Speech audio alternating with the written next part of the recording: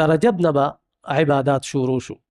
نو ما او تاسو لم دا پکار دی ګوره زمونږ خوږ پیغمبر چې مونږ ته کومه لار ښولې ده، کومه د هغه د زندګۍ طریقه وه، کوم د هغه د ژوند کولو طریقه وه، پکار دی چې په هغې طریقې باندې ما او تا او ټول مسلمانان پرې راشي. نن سبا خو مونږ د نبي علیه صلات وسلام د عشق او د محبت دعوه کوو. دا دعوه کوو چې زه د نبی علیه صلات وسلام امتی یم او زه د نبی علیه السلام په امت کې پیدا شوی یم، او دا دعاګانې م غواړو چې ای الله د نبی علیه السلام شفاعت مونږ ته نصیب شي. خو چې کله خبره د عملی زندګۍ راشي نو زما او ستا په زندګۍ کې سنت نشته، د سنتو اهمیت زما او ستا په زندګۍ کې نشته، د غیرو د طریقو اهمیت زما او ستا په زندګۍ کې شته، د غیرو د هیر سټایل اهمیت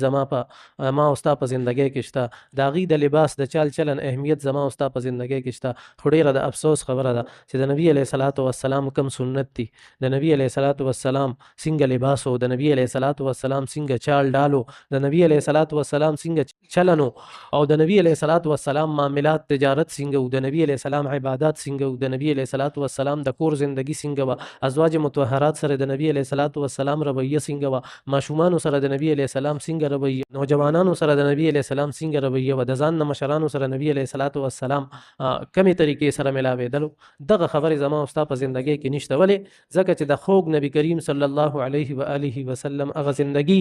ما او تا سټډي کړې نه، مونږ د هغې نه لرې یو، ځکه زمونږ نور مصروفیات ډېر زیات دي نو مونږ خو دغې قصو ته نه اوسګارېږو.